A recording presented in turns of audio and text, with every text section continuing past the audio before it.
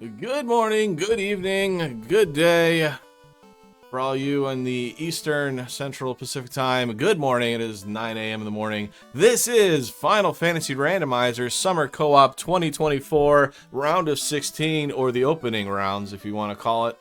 And to start out our Saturday morning, we have a doozy here. We have a Game 3 between the Punishing Platypi and No Time, No Practice, No Problem. My name is Dangwoo, and joining me in the booth is Sawney Wrath. Good friend, how we doing? Always doing good, Dang, and it's good to have you back, my friend. It has been way too long. I know, right? It has been a long time. So, I know the runners will be getting going here very shortly here. Why don't you go over the class blessings so the people in chat, our spectators, know exactly what is going on. I will happily go over them. So, the fighter whom you see was forced. Fighter has plus 20 magic defense and plus 10 luck. The thief will be able to equip axes and has plus 10 vitality. The red mage, which also was forced for this seed, has plus 20 vitality and resists poison, earth, death, time, and status elements. Oh, me like. Yeah, that red mage almost has a fully built-in ribbon. The white mage has plus 25 agility, and this is a big one, the wood set gives evasion. So the wood armor, wood helmet, wood shield. The black mage can equip gauntlets and helmets, and has 2 charges of fast at level 8. Just right off the bat.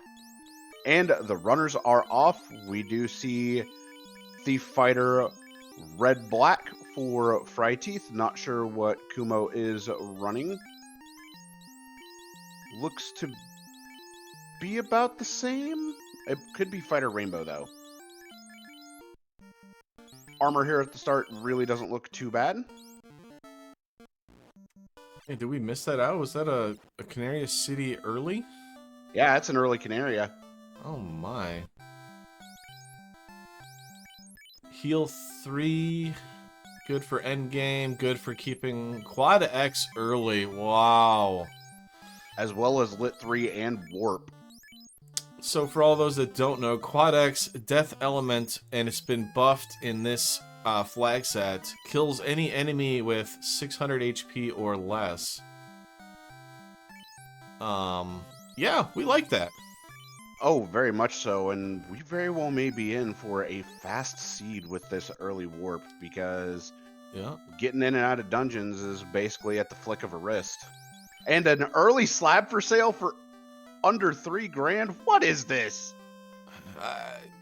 Right? I mean, that's a little dungeon dive. I mean, I see a sea right there, a sea floor. If there's an encounter early, the sea monsters might be able to pay us the slab instantly. But there is not an early encounter, unfortunately. Yeah, and it's not like it's that important, because our the only way to get our experience increase is by killing the fiends. So lighting those orbs get us that experience increase. Speaking of experience, Phoenix going into the C-Split at Matoya's finds a 6,000 EXP chest just right there. That's a bunch of warp charges at the ready. Yeah. Yeah, because... Oh, and Waterfall's been found, too, by Phoenix. But yeah, so every time your caster levels up and they would gain a spell charge, it actually fills their maximum spell charge, too. So it's very helpful for, like... let's say your knight is under-leveled, but you gain fights in Temple of Fiends Revisited. You can actually use those spells because you're gaining charges as you're going, and you can use them. Oh, yeah. And here we go into the waterfall for Phoenix. Runs into a couple Paralisks right off the bat, but nothing too bad. They just attack. Another EXP chest up there for Budge, which is really nice to see.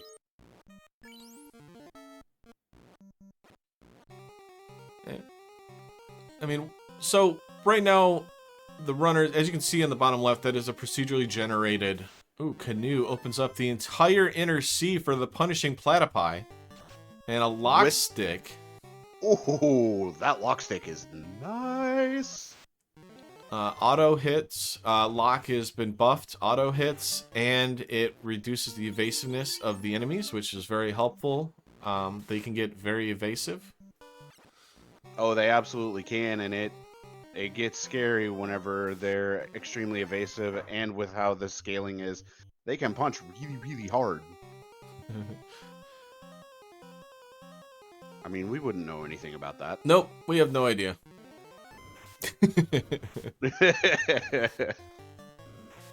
So. Oh, that was a katana +2 found for Fry Teeth. Oh, and Chimera's a blizzard. Well, that was a nice katana he had for a second. Yeah, not anymore. That's when you put it in the tracker and you say, this is where it's at. Come to get it when you have a little more levels, maybe.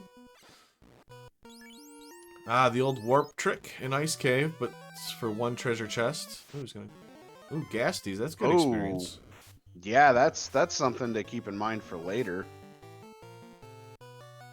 Though Phoenix over here on Earth... Oh, that's some Ankylos that got the jump. Budge electing to not check the lower part of the ice loop, which could very well hold a loose item. There are 3 loose items in this flag set.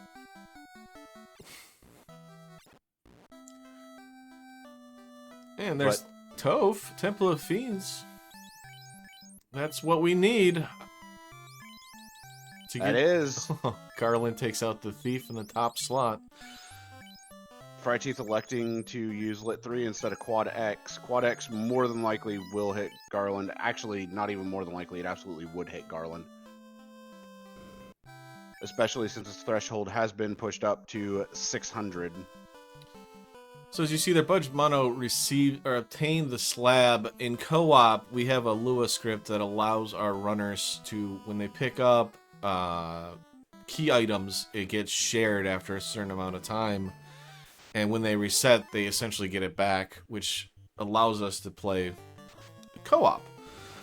I think shards can be shared too. I can't remember if they it was. Cannot. Okay, but... it's key items only. And orbs. And orbs, right, yeah. So, obviously, orbs are very important, which allows our runners to go off in drastically different paths. If somebody takes out Lich, lights that Earth Orb, you'll see it up on their teammate's side saying, so-and-so has obtained the Earth Orb, which is really cool. This! The rod coming in at the perfect time as Phoenix is on the rod block, and that would be the ruby. Titan's going to get some popcorn today.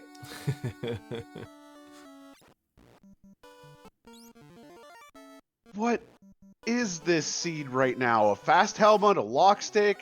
Next thing you know, it's going to be an Invis 2 sword.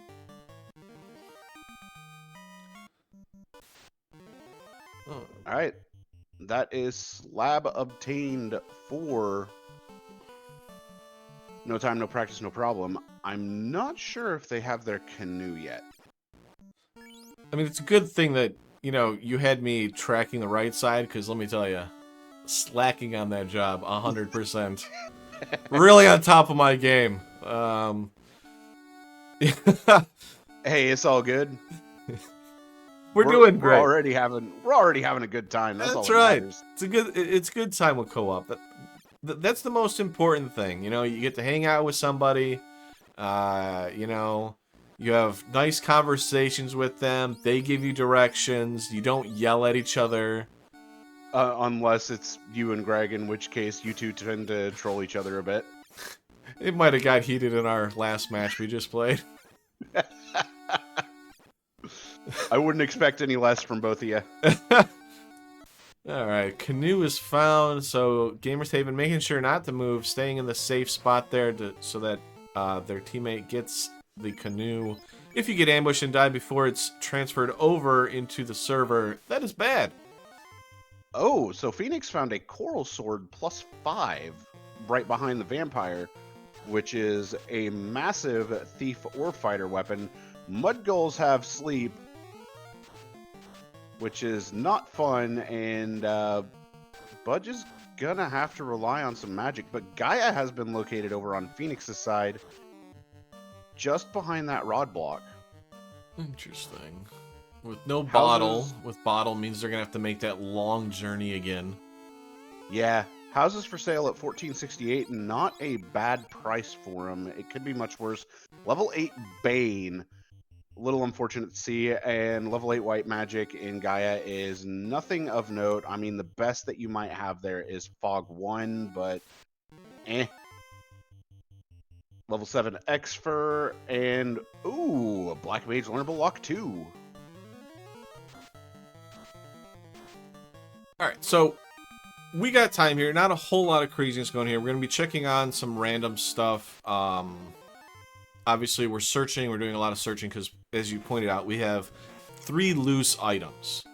And they can't be in our incentivized locations. That is one of the flag rules is key items, the loose items, cannot be in a incentivized location. And on top of that, it cannot be in a marked chest or a spike chest or a trap chest. So, with that, my question then is, endgame weapons. We all know the katana is really good.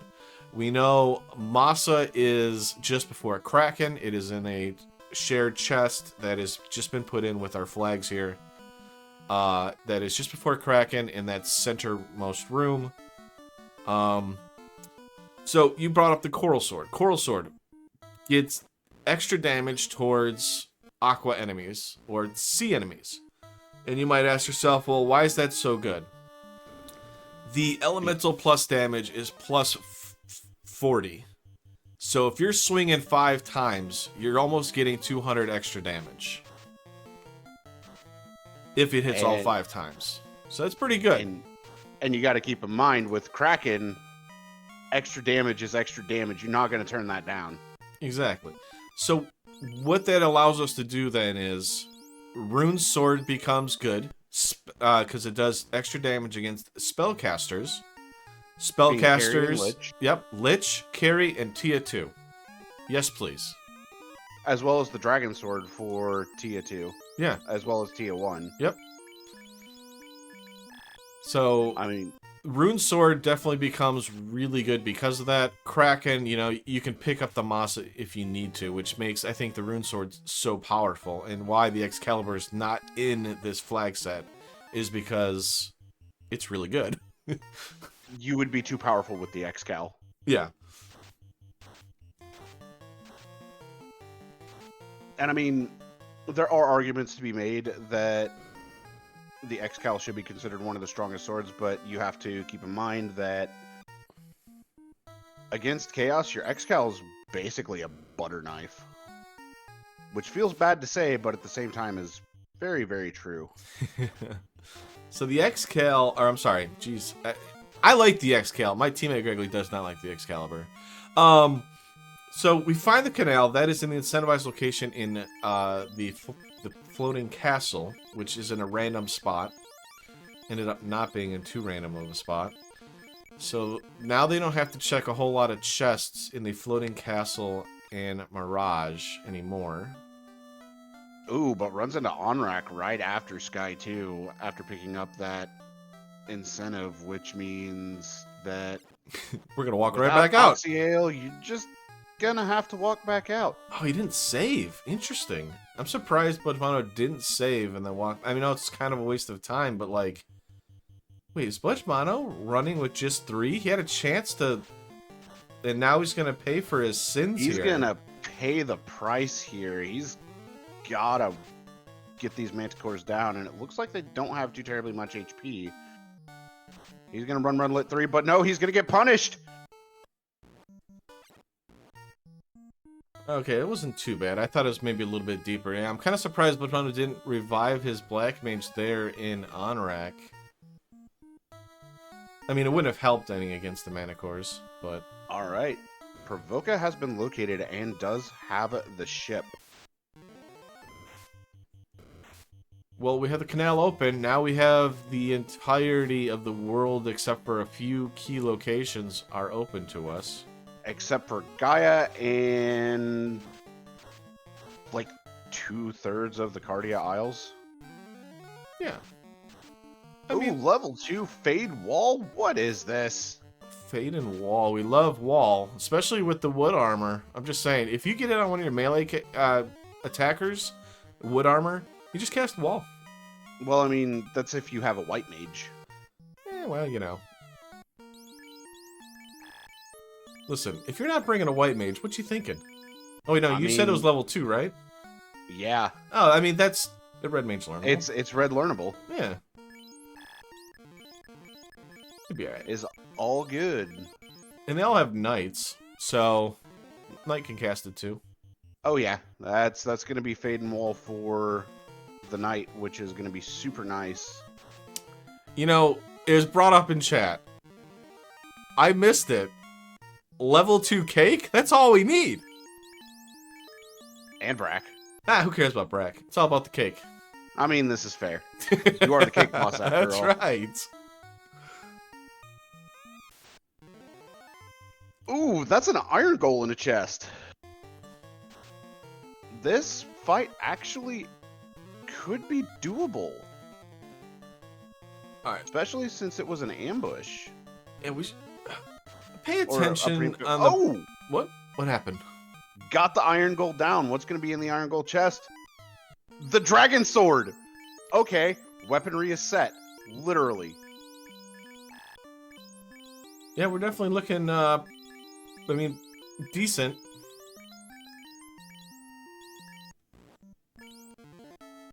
I mean, I'm not overly thrilled as you are with the dragon sword, but it'll work.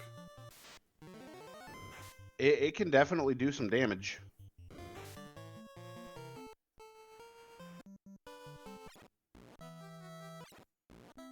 All right, I missed whether or not Kumo and Fryteeth did get their ship. Yep, there it is.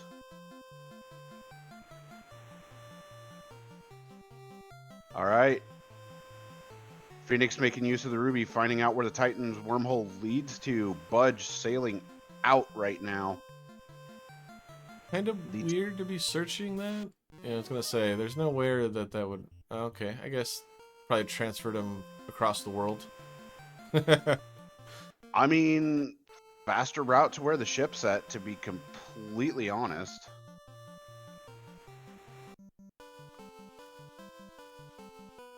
Oh, I thought they were both going in the same direction. I was like, oh, they're both going there.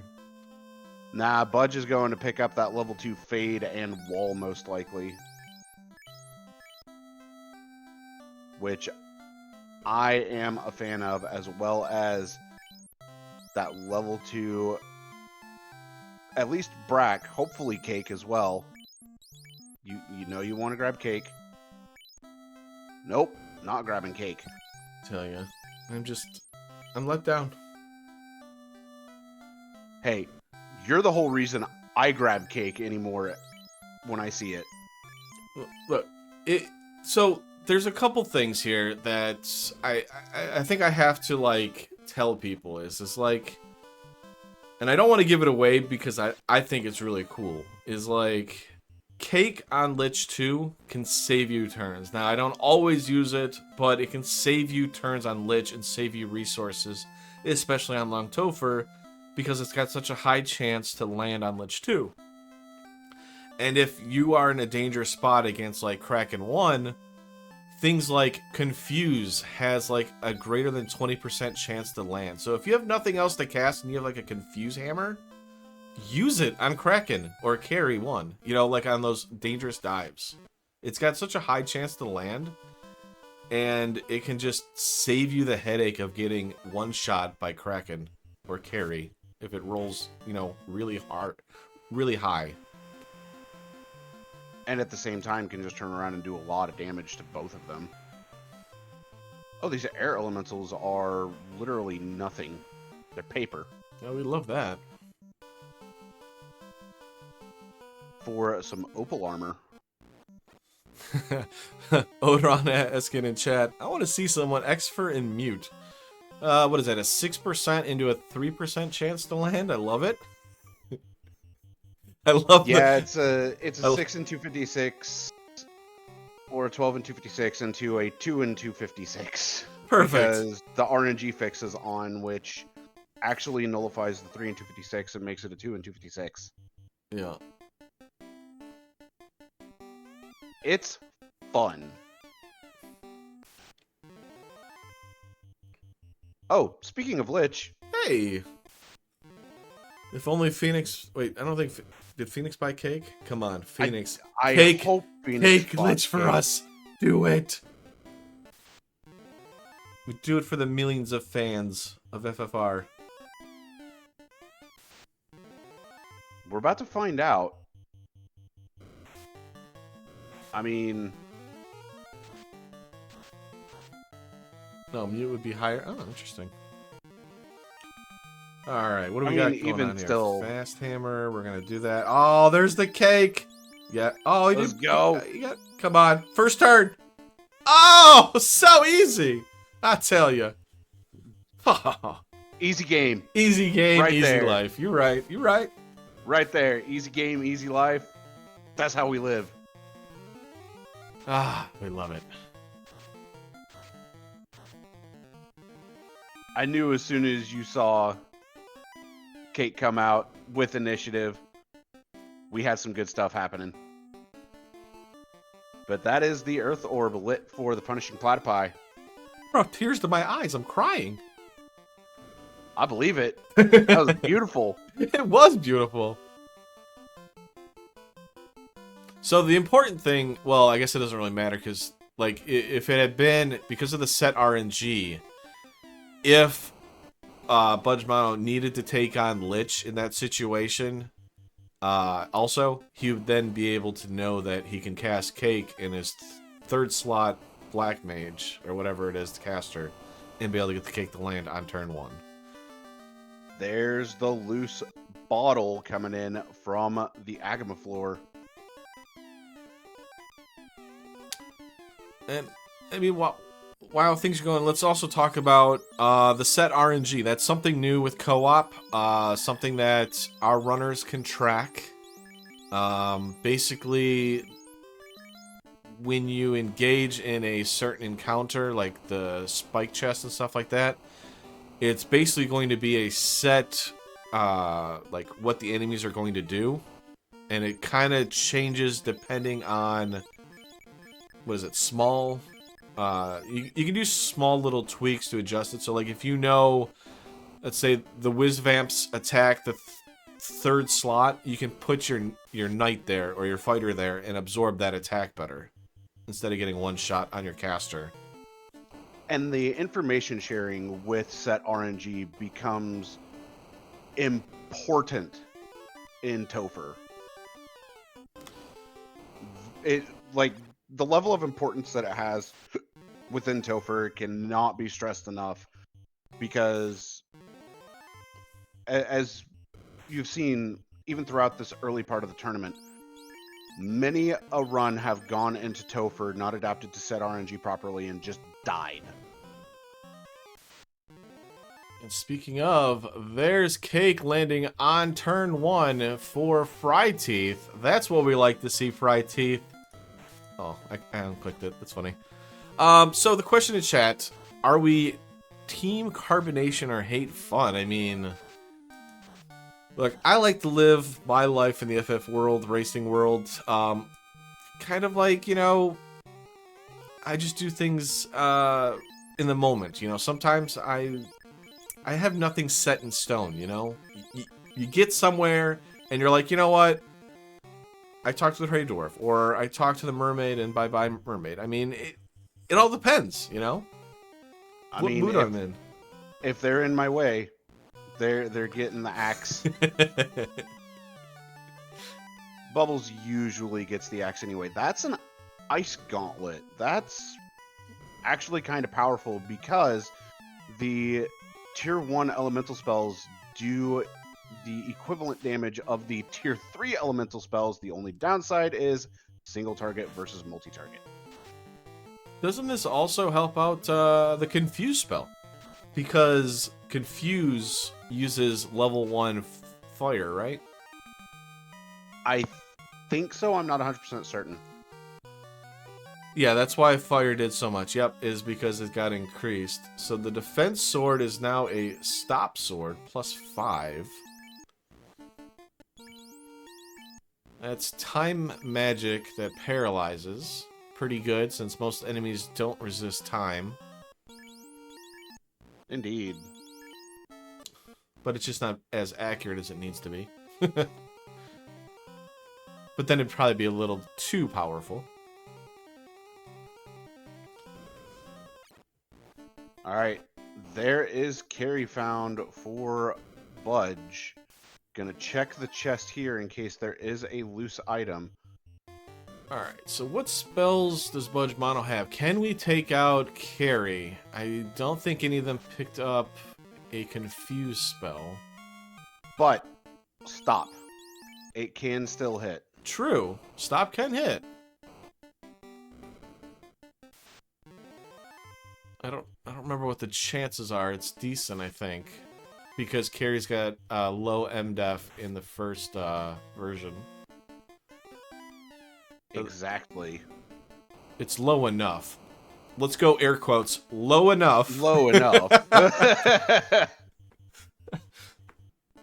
Alright, we're gonna go for it here. I like it. I definitely would like to have had a rune sword for this fight, but let's see what we got. We got... Oh, wait, we got fast. Okay. And I appreciate the gusto of going for it. It's doable. Ooh, that was a good hit. This is very doable. Ooh, that's a hard hit. Bye, Teef. We might be able to get that quad X. We had a good Fade Strike.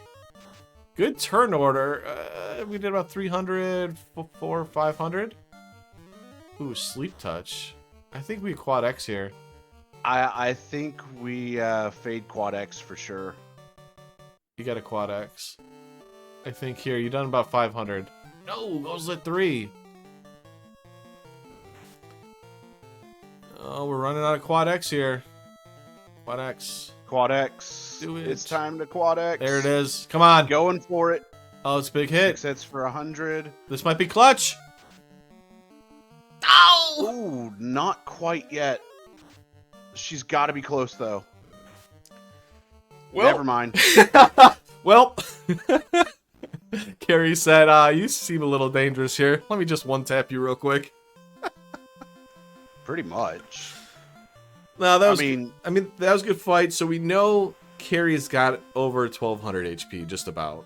A little over 1,100, because, like I said, it did about 500 before the quad X hit. So we're definitely in about the 1,100 range. So Carrie, the first Carrie, definitely up there in HP, making it very annoying. I'd say a little painful, but not too terribly painful. No, but it prevents them from getting that extra experience, especially when they are still diving. Like, that would have been very nice to get, because then you don't have to grind as much later on, preferably.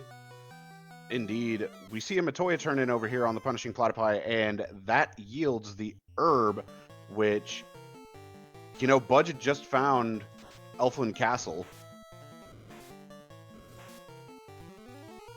And Phoenix is back over in Onrak, about to see what lies below in the submarine.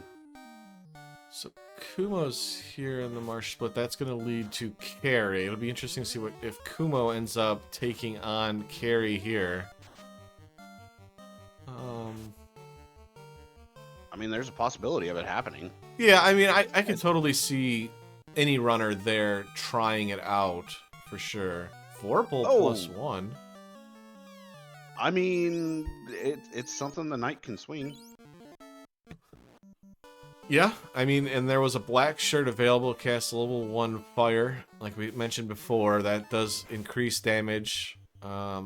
So, Black Mage gets resistances to death and time once equipped, or the Black Wizard. Ice and Time. Or Ice and Time, yeah. I don't know why I said death. Oh, death's on the white shirt, that's right. Yep. And that's an Adamant coming in from the herb turn in. So, who's hoping for Lazy Dwarves? Because I'm not. I just realized on Kumo's thing, whenever somebody gets like a status effect, it turns into a half heart. Perfect. Oh, that's amazing.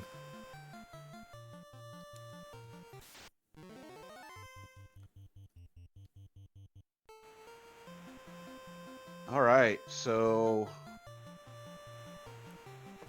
Punishing Platypi don't have much left to explore.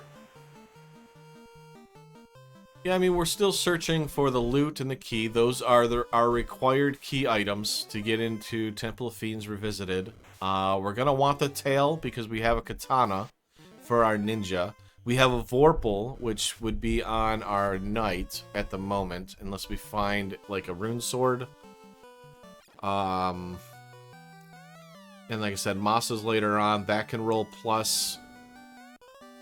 There's the chime, so anything that was locked, there's a random location that's locked behind the chime that we now have access to. So you might notice something there. That's level 3 nuke, which is really big for the red because the red now has a nuke and fade, which means the red's a grinding machine. Also, fast and temper sharing the same level is not something you really want to see. It's a good thing we got a fast spell item. Indeed. Yeah, so, yeah, the reason why Carrie has a better chance with the status spells is because of the weakness.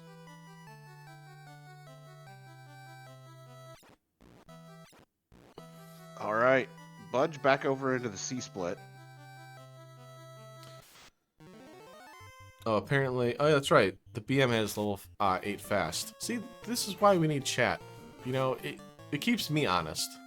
So temper landed at level 3 alongside fast and nuke, where you don't want those 3 spells sharing slots. Yeah, but, like, the fast being level 8, though, is good because we're going to get level 8 charges, and we can just use the fast that was for free. Oh, yeah. So... Yeah. In general, like you said, yeah. Most definitely. You do not want fast and temper on the same. Because temper eats up your fast charges. It's a vicious cycle. It's evil. But yeah, that level 3 was absolutely loaded. And now I'm thinking because of the vicious cycle. I eat because I'm unhappy. I'm unhappy because I eat. I eat because I'm unhappy. And I'm unhappy because I eat. It's a vicious cycle. So, the first encounter table looks very long. I think Phoenix is going to try to do a hard reset and see what was available. Crescent Lake. So, nothing in the desert. Life... Okay, so big thing here with the flag changes. Two things, Sonny, which is kind of crazy. Soft can be used in battle. So if somebody gets stoned or turned into a lawn ornament, you can soft them and they're usable again. The other thing, Life 1 is usable in combat. I mean, I love the Life 1 being usable in combat because it says ineffective, slain, and then you're back up. Oh, that's amazing. I've never had life, so I've never used it. And it's funny because I'm like, oh, dude, I can do so many cool things with this thing. And I've never had a chance to use Life 1. That's amazing. I love it. Yeah, or it might be ineffective now and then slain. That's funny. Yeah, it's hilarious. So, and hint givers are given too, which is quite good. It allows you to know what key items are where. It doesn't give like all of them, but you kind of get some good important information. Greg and I have used it to pretty good. Speaking of it, there's the tail for the Punishing Platypi. No sign of Bahamut, but here's the cube lock, which is nice to see after obtaining that cube. So get that promotion, get that katana on our ninja, which allows us an endgame weapon, allows us spells that we can teach our ninja, like Nuke, that was available. And temper, because fast is not needed. Budge, yeah, see, I was wondering that too, Odron, in chat. Odron. The thief's been down, but it's been hanging out in the first slot, which is weird.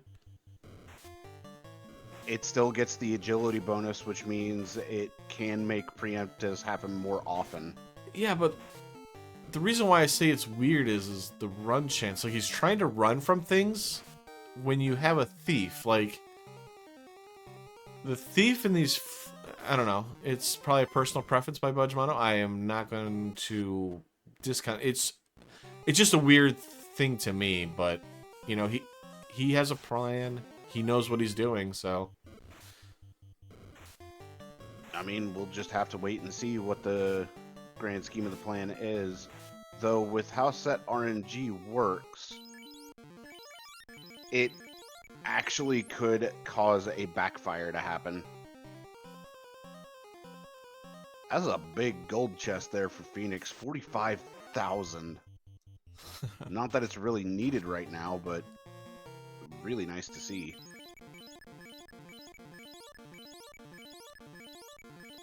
Is that a Kraken? No. No, That it's is Sharknado Carry. Carry's at Kuma's at Carry, about to take it on. Carries at Kumo? Alright. Or Kuma at Carry. I mean, it could go... I think. Yeah. Is it time to carry out? It is time to carry out. Alright, we got Lockstrats followed by... You know, I have to broadcast it because this is going to be an interesting fight here. Big swing, 2 hits, 17. That's going to be rough to get through. Wall comes out. We need some evasiveness, to be completely frank here. Yeah, the wall was a good hit, or the wall was a good idea, especially with the, what's it called? Sleep touch. Sleep touch. But we're in deep trouble here. Cake does, I think, has like a 10% chance to land. Or no, it's not. It's low, but it can hit. I mean, Brack would be the better one here if you had it. I think it finally gets up into the double digits. Yeah, if you're going to cast an instant spell, even though I love Cake, Brack, probably the better option here. We got a long ways to go. That's 117 damage. We're not anywhere near Quad X range because we, as the viewers, know there's a lot of damage on the table we need to do. Oh, 1 damage there. Black Mage 1 punching. HP. You know how funny that would have been? The 1 damage is the reason why he takes out Carry right there. And that's a bounce out of Carry by 200. Yeah, that Carry without a good sword is pretty rough. Without fast, without temper, no invis, no evasion. And Kuma's going back again. I don't think you can change how you attack this Carry with what he's got. Yeah, and while that was going on, the Saber Bonk was found over both on Fryteeth and Phoenix's side here in Sharknado, the bottom left chest of the Sharknado room itself. Saber Bonk isn't no, is it incentive? I can never remember. Yes, it is. So that Saber Bonk is one of the incentive items. I believe that is all 3 loose accounted for. I think. Oh, we don't think as a broadcast team. Okay, come on. We just I mean, this is fair. we just yell just things do. out. Yeah. We just yell out things and hope that it lands. Like, Brack! That's right. Alright, so we're trying it again. We're going to go bunch of damage here. Trying to get into Quad X range. Fade low rolls again. That 6 hits, though, for 178 is much better. That was after 2 lock casts. Lit 3. So we know Carry is going to demolish the Red Mage. Now it's going to demolish the Black Mage. Nope. Knight goes down first. I mean, might as well Quad X. Try it. Hope you get turn order. It's not going to be in range to do so, which is unfortunate. Needs evasion or power at this point. Yep, that sleep touch makes it real dangerous. We don't have the MDef to resist that sleep touch. No MDef, no ribbons, nothing just yet. All right, now Budge is going to revive the thief.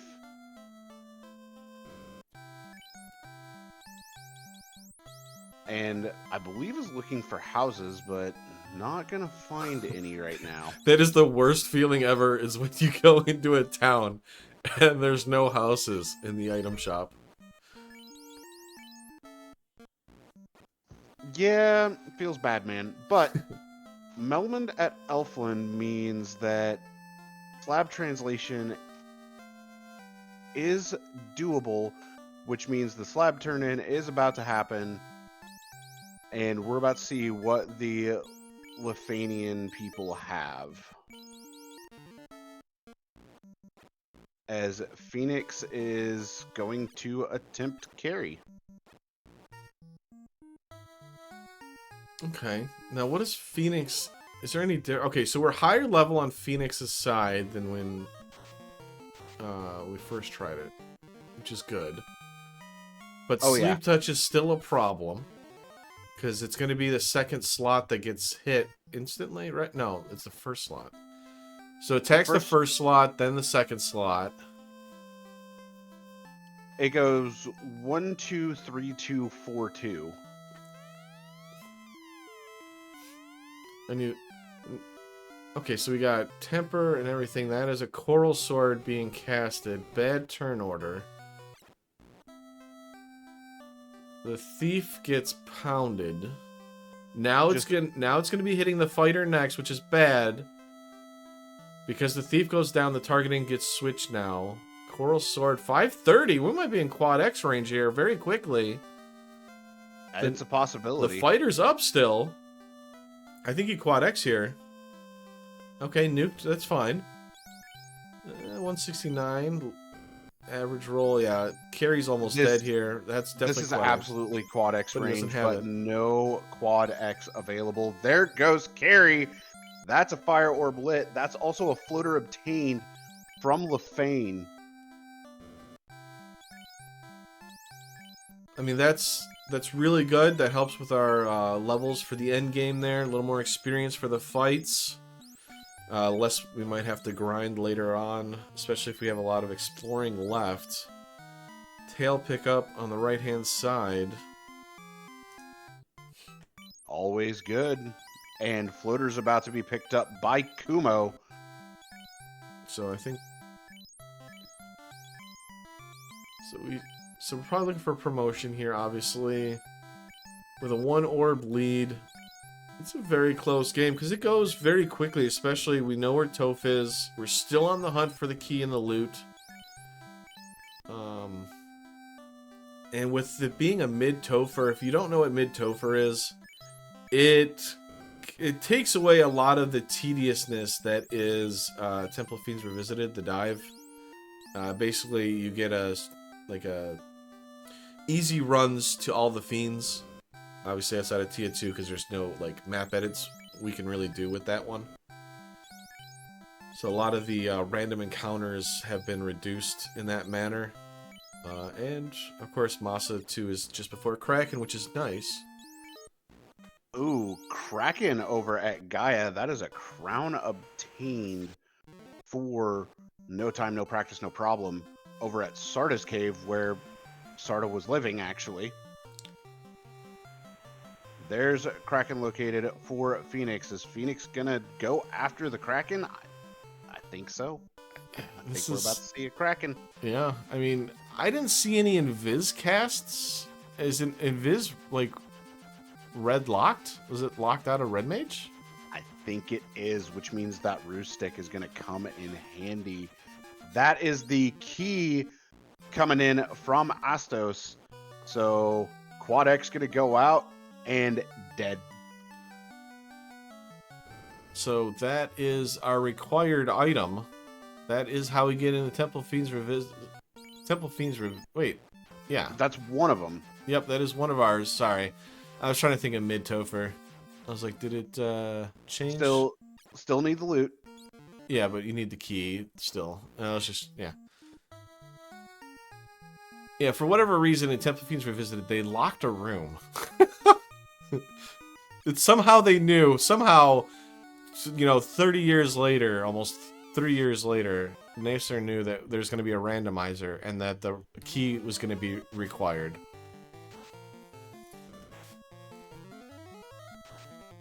Budge just deciding to flat out melee Astos instead of doing the Quad X, which would have killed immediately.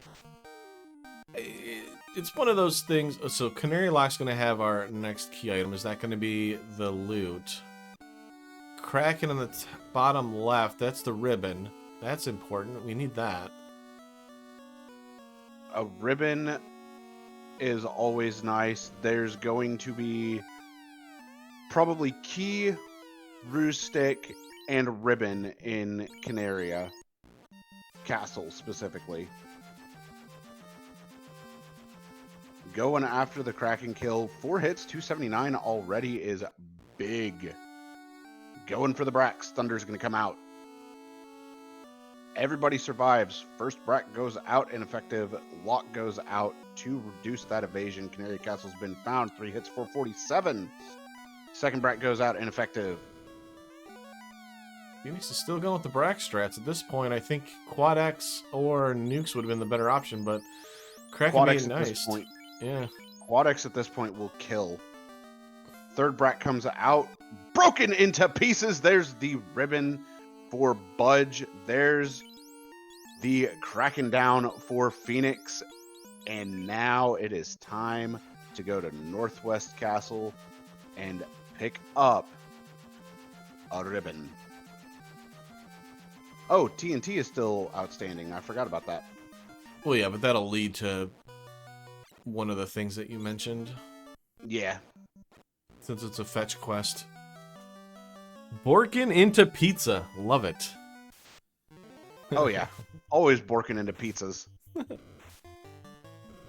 Alright, so another Kraken attempt here. We got Bragg. We don't have Nuke on one of the casters for Fry Teeth. We don't have the Ninja in the top slot, which means we know Bragg's not going to land until the third turn. Just got to stay alive until then, and I believe it was slot 4 that it landed on, so just got to be careful here. Oh, that's a cake cast. I mean, I appreciate the gusto of going for it, but that Fire 2 coming out will more than likely end up killing this Black Mage. Oh, no. Slot 3, it's not effective. Oh, sleep 2. Well, that's rude. There we go.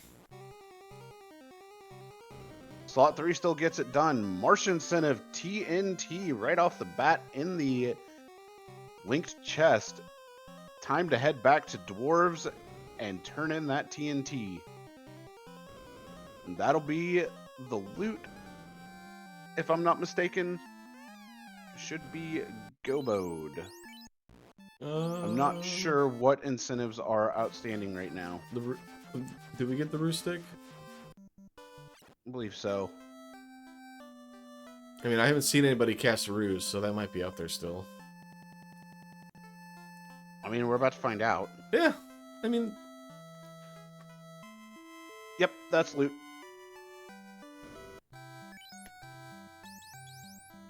Now the question becomes... Well, that's another ribbon. The question becomes... Are they going to go ahead and promote, or are they going to attempt this with not very much gear?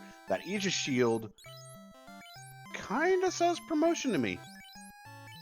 Still have to find Bahamut, though. That's the problem.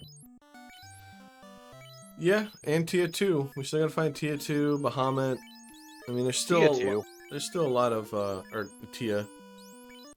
Well, you know, Tia 2, you know, like TOO. Yeah, I know. At least that's what I'm going with. Yeah, Hey, run with it. that's right. We're going to run with that one.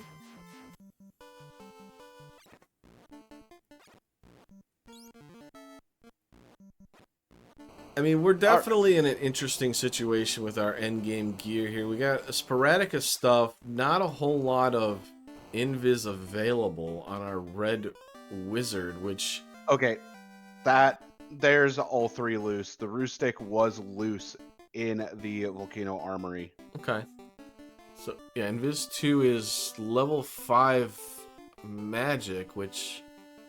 Red Wizard learnable, but you need promotion, which... I mean, Which slot was it in?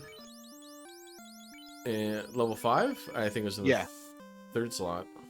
Third slot is not Red Wizard learnable. Slot 1 is Red Mage, Red Wizard. Slot 2 is Red Wizard only. Oh, I thought... Yeah. It's been so long. Look at what happens. I forgot spellcast or slots. Spell permissions. You know. Hey, I would have promoted, and then I would have hoped and prayed that it worked. Okay, I'm just saying. That's what I would have done. I was about to say, hey Phoenix, the Ro16 is not a piece of armor, as nice as that would be. Whatever commentary, you're wrong. I do what I want. Yeah, pretty much. So Phoenix is still checking the non-marked chests, which is interesting because all the good gear is essentially going to be in the spiked chests. Hey, there's Bahamut. Fryteeth going to get that promotion. So, funnily enough, you can run into a katana, you can run into flame armor, you can run into ice armor, you can run into flame shield, you can run into ice shield in non-marked chests. I've only seen one seed in all the practice that I've done that has had dragon armor as well in an unmarked chest. There's the other fast helmet.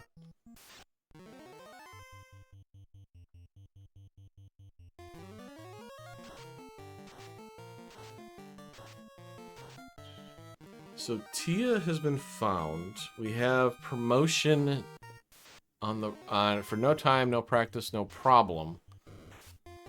So one is essentially in go mode for punishing Platypi because we have found Tia or Tiamat.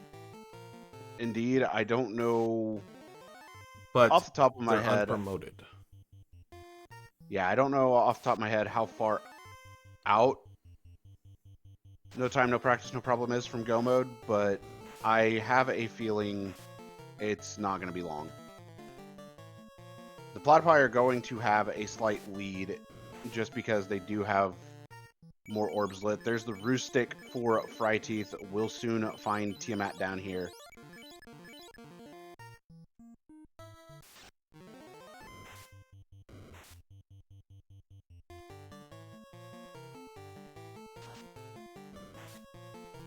And it looks like Phoenix is looking for Bahamut, most likely.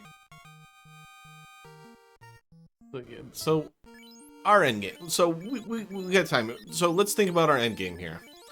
Left side unpromoted. How are we feeling? We don't have any invises. We have a Ro16. Where do you put your Ro16? Because we have access to life, right? Yeah. The red, I think we talked about it. The red mage can learn that. I think that was early enough. Maybe I'm wrong. I'm not sure, but Brax are flying left and right. There we go. Tia goes down on the fourth Brack cast. Phoenix has found promotion and is promoted. That is go mode for the punishing Platypi. Let's see if they remember where that katana was, because that katana actually could be the big difference maker here, just due to the extra crit that is given.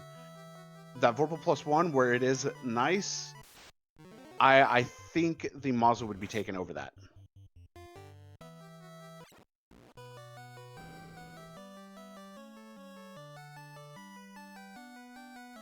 I mean, the Masa is going... I mean, for Budge Mono, the Masa is going to be the plan of action there. He's kept down his thief for most of the seed.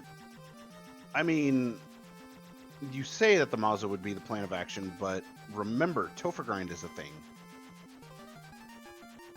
And at this point, with the experience yield from encounters, it would be well worth doing the Topher Grind.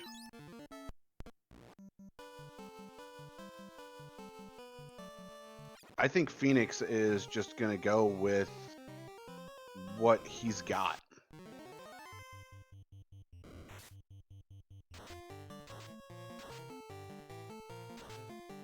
I mean, so this is the problem with the party that all four people have chosen is the fighter, thief, red, black.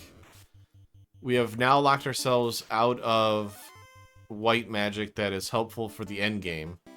We have a ruse stick, but the problem is we can't, quote, waste time on ruse sticks because the fiends can just one-shot, like, carry 2, Kraken 2, Tiamat 2, and Chaos can basically one-shot our casters. Now we're in a very unique situation where then maybe the ninja and the knight are the only ones who can survive? And I guess we have a fast helmet, but we don't have... Oh, and Saberbonk, so...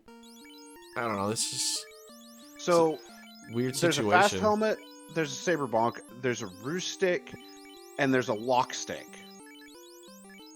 The only thing that's missing is restorative magic. Well, and Invis. I mean, for our other people to survive at all, we have no life magic, right? That was our main question. Right, but... and I've seen this happen. It is very possible to do a man mode Topher. It's highly unlikely, but it's definitely something that can be done. You're going to be losing a lot of turns with buffing yourself and debuffing whatever fiends you're against, but it's kind of worth it. Interesting. Fast tempers going off for Phoenix here. Instead of using Nuke.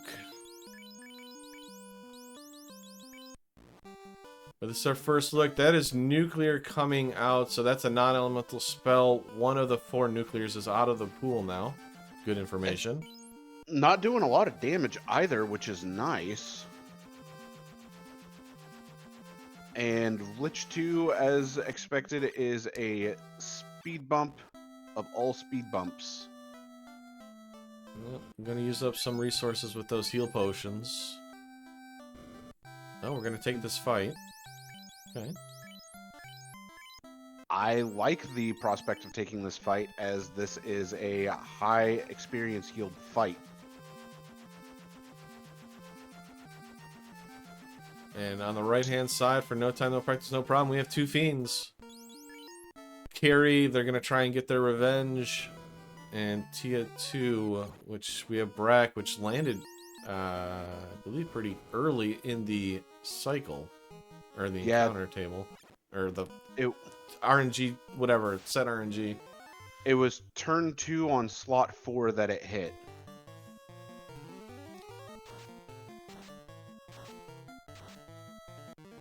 But it looks like Fryteeth has passed turn 2 on slot 4, which is going to cause it to not land.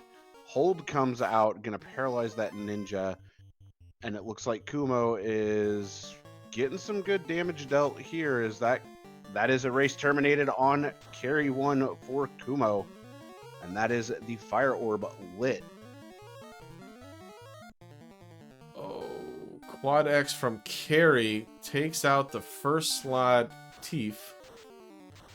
That's not great, but not the end of the world. Ooh, and that carry too is hitting hard. And that's Tia down on Fryteeth's side. Goodbye, Black Mage. this could be a man mode chaos. Yeah, looking at it, this is going to be interesting. So, I mean, you got to fight.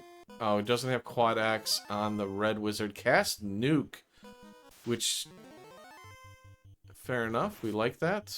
Red mage, nope, doesn't have it. So yeah, we are. Oh man, Chugging them heal pots. Chugging them all. do you do the Masa with Vorpal against Kraken? I mean, if the Masa rolls up, it's pretty good. I mean, it's good no matter what. This is... It's kind of a tough question to answer. Yeah. Although I guess you could put it on your red wizard, but he doesn't have invasion, so it's kind of awkward anyways. I think you gotta go Vorpal. I mean, if you're gonna go Ro16 Saber, the Vorpal is gonna be, quote, better. Masa rolled even. There's no point. Oh wait, we have a rune sword. They didn't have Vorpal, so Masa is needed. And it's not even a marked chest, just like you said. So Masa is a free check, a free open. And gonna exit out. What? I like the play, actually. Interesting. It's saving the levels on the night. Okay. I think I know what Phoenix is about to do.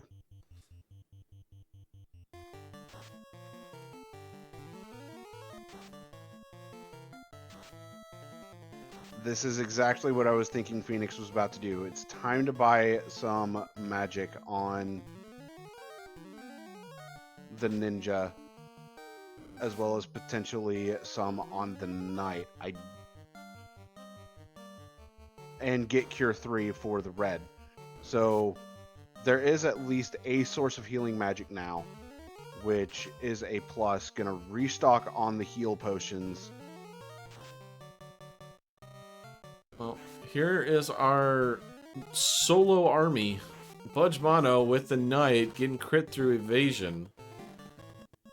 I mean, so the thing that's rough about... Did we find the lock item? Yeah, we did. Okay, Oh yeah, so there's a lock stick. we can use this. Slow 2 becomes our kryptonite on any of the fiends if we're gonna solo party. But fast helmet. But fast helmet. You're right. So I mean, the solo isn't terrible. It's just a turn order at this point.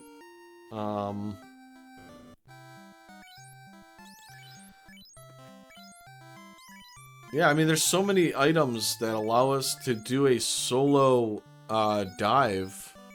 Interesting. Oh yeah, this, like, there's a lot that's absolutely possible here. It's just, it's so rough because you won't have any healing magic. And then on top of that, because then you have to spend so many turns because you gotta ruse 3 times. Then you have to saber, then you have to fast, and then you might need to lock because these fiends are gonna have good evade, especially Kraken, Tia, and Chaos. I mean, you're talking 10 turns solo just before you can start swinging, and that's not encountering, you know, bad, like if they cast a nuke with your I mean, you know, you get a bad roll with a nuke and that does, you know, 300 plus damage. Now you're in trouble from swirl, tornado, nuclear. There's a lot that can go wrong here, which is what makes this really, really worrisome. But it makes it exciting for us. It's great. Because because like a solo character, you know, battling its way through the tower, or, you know, the Temple of Fiends Revisited, and taking out fiends by itself is great content. You know? It absolutely is. But like, there's just so much that can go wrong with it. This is the case where I'd almost like if the ninja had rolled up like plus vitality. It did though. Oh, did it? I didn't. You know, it'd be great if I actually read your notes that you were so graciously put on there. Plus 10 vitality. So, like, It's not great, but it puts it in a decent spot where, like, the ninja might actually be the better option. Just because it has the extra hit swing. Like, it gets the extra hits. Which then you can make use of the katana, but I don't think Punishing Platypi have it. Budge Mono has an underwhelming ninja at the moment. Because they're grinding. Fryteeth has that katana, so we'll end up seeing just how much it does. Granted, the next breakpoint for the katana, since it was +2, is at level 29. So Fryteeth is only going to be getting 5 hits, and I say only, but that's still quite a few hits, all things considered. And they're in. I mean, they're making the dive. I think the katana helps out with their ninja, while Punishing Platypi is grinding. Obviously, Phoenix has the Masa. Big rolls, takes out the Black Wizard for Kumo. That is not good for him at all. And no source of life, which really does not help. Yeah, I can't remember. Yeah, I can't remember where life was. Yeah, that's the hard part, is remembering exactly where life was. And based on him, yeah, based on them not reviving right now, it must not be in a good slot. I know Life 2 was level 8, so it's not happening. Yeah, that's definitely not happening in anytime soon for them. Because no Sage Blessing. Oh, I cannot believe DDDDD survived that nuclear with a low roll. I say low roll, it hit for 198, but he only had 212 health. I mean, technically speaking, that is a low roll. True.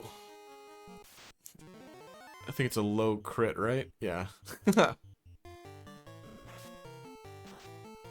Oh, that Maza doing 1,200 damage on Phoenix's side. This is where that first dive to get the Maza a lot of times going to be made up here. We are solo from Kumo. We have a fighter, a hope, and a dream. Still going to continue the dive here. I mean, it's possible. Oh yeah, I mean it's that. I mean, you know, and we've said it. We have the items. I don't know exactly what Kumo's setup is. It definitely becomes easier with the Masa. Nope, he's gonna reset out. Because I don't see the Vorpal on Kumo's side. Yeah, Kumo doesn't have the Vorpal. And I didn't see the purple, which is the Rune Sword. Or, I'm sorry, the blue, or whatever. Yeah. Rune Sword is purple. Yeah, purple. Yeah, I was right the first time. See, look at me, Sonny. I'm remembering things. It's taking a while, but we're getting there. The old, oh yeah. The old engines are kicking in. Hey, it takes them a bit, but once they kick in, you're good. Wait, did Kumo not buy Temper and Fast? Probably not for the ninja, if I had to guess. That was level tier 3. Quad X on Fryteeth takes out the ninja in that top slot. Yeah. So no nuke or temper for Fryteeth either. Oh my goodness. What happened to all of our spell charges? Fryteeth is tempering, but he's already blown through a lot of them. Yeah, what did we spend them all on? Oh no, this is... I think all Fryteeth is attempting to do is get to that Maza chest. Oh, okay. Honest. That's an interesting... I mean, I had never thought of doing it like that. But yeah, that definitely makes sense. It'll make the fiends a little bit easier. Now, bottom left here, Punishing Platypi, Phoenix about to take on the Ruiner, the Destroyer of Worlds. The one that will kill you over and over again. That's right, it's Kraken 2. This is where the Topher run really begins. As we say that, Lit 2. First swing, 5 hits for 610, but Nuke comes out with the party all being well over 400 HP, that is no big deal. We'll need to move that Saberbonk over, though, because running out of tempers, going to be running out of fast soon. That thief goes down. It's time to fight and lock if possible, but does not have lock, so it's going to be fight, fight, swing, 2 hits, 2 damage, swing from the Mazza, 4 hits, 486. Zap comes out, going to be ineffective on both. Lit 3 comes out, Quad X going on to the Knight, ineffective, 5 hits, 733. Lit 3 comes out, 91 damage. Phoenix thinking what to do, gonna swing, wait, swing comes out, 4 for 931, and that is Kraken 2 taken down as Budge is taking on Carry 2 right now. Gonna make use of the Lock Axe in order to get more hits. Roostick gonna come out, Lock Axe again, Fade, and Ice 3. Gonna conserve those nukes, tempers, and fasts. Interesting. Doesn't do a lot.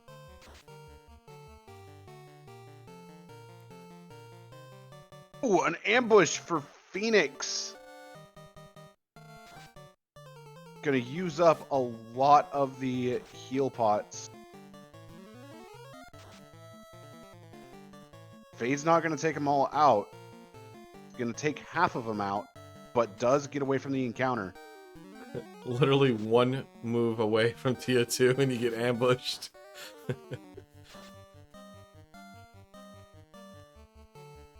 All right. It is time. Ruse and Fast Helmet, go.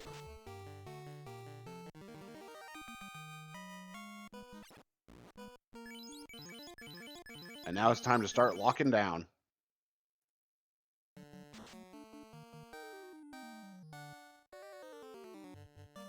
Since Phoenix is leading it, we're gonna go audio for Phoenix. Works for me. All right, time to start sabering up. Gonna start off with a Fade. Cure 4, where no damage has been dealt. That's really nice to see now that it's off the table. Gonna start tempering, but a nuke comes out from Tia 2. So that's 2 nukes out of the pool. 5 hits for 339. Gonna need a lot more Saber. Gonna need a lot more Temper. Slow 2 is out of the pool as well. This chaos could actually be very free for Phoenix.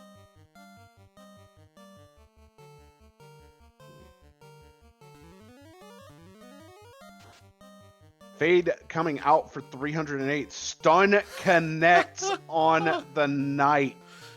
That's a power word. Power word gets it to 600.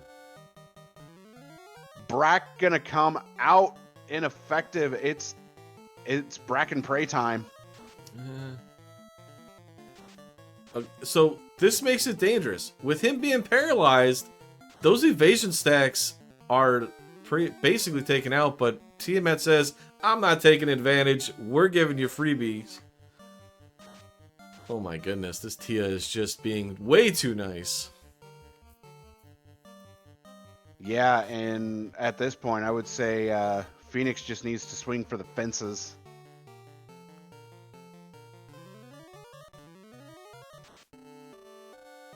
Because the spell list has looped.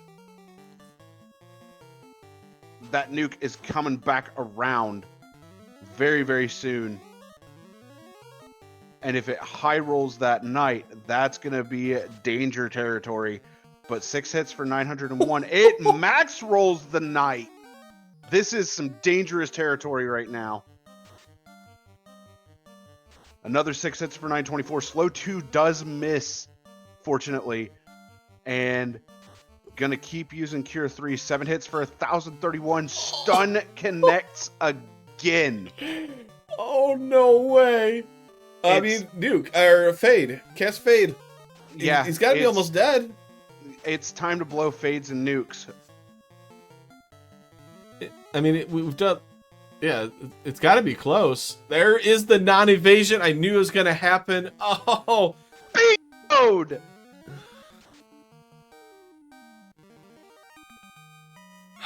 We made it through. Okay, so... Ooh. Phoenix deciding, no, I'm not going to push with a solo red wizard, even though it actually could be done. I was gonna say, we have Saber, we had Lock, we had Fast, we had like 700 HP on the red wizard. I feel like in a game 3 situation, you go for it here. But You need to. interesting. Okay, so we're gonna make the trip all the way back to Provoca. We're gonna run away, and we're gonna revive all our characters. Have to re-dive again. Okay. I mean, that's a decision to make. Nuke comes. Oh no, the high roll on Budge Mono. So Tia 2 punishing the Platypi. Yep. Where Kumo and Fryteeth are back on Lich 2. That nuclear comes out. Kumo just does not want to keep that black wizard alive. I think it's a double fast here by Fryteeth, using the double fast on the Knight and the Ninja. Alright, Phoenix going back in, making sure he grabbed the boxes, which he absolutely had. It's... Oh, this is... So with This is a Topher. yeah, so this is a Topher, and the biggest thing is excuse me, did our runners, our teams, make sure to keep notes of the encounters or the battle RNG of the fiends? Hopefully so. I mean, obviously it changes once we start losing party members, unfortunately. As Fryteeth forgets about the Quad X that starts out, does not give the Ninja a pro ring, gets Quad X'd instantly. Knight's tanky enough to take the shot.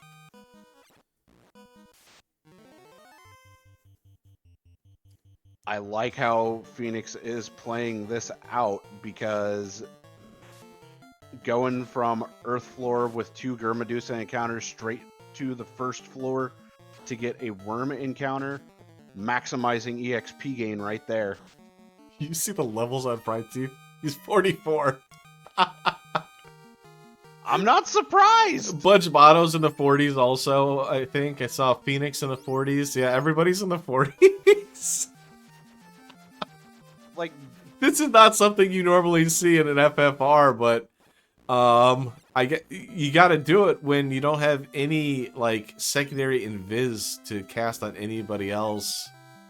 and that's the problem. You have no invis whatsoever to your name. You more than likely are going to be looking at a grind straight up to 50 here as worst case scenario, and this is one of those situations that, don't get me wrong, the thief is good here, but this seed very well would have merited a fighter rainbow party.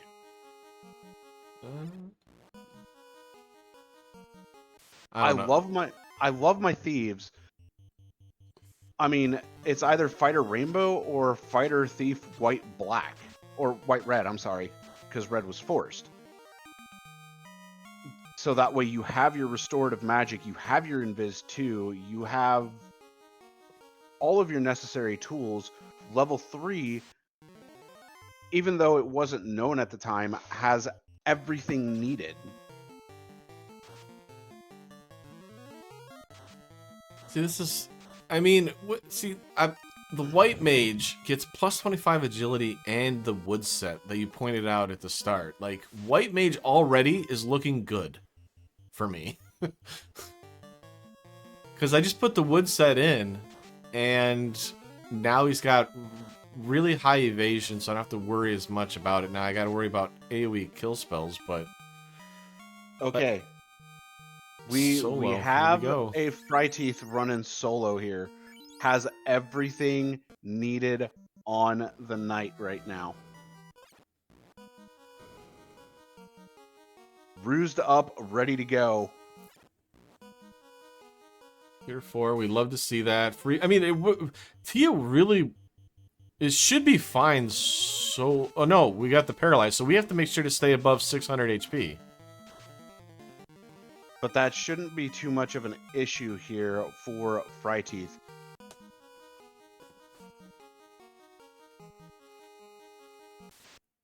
Did he have the fast? No.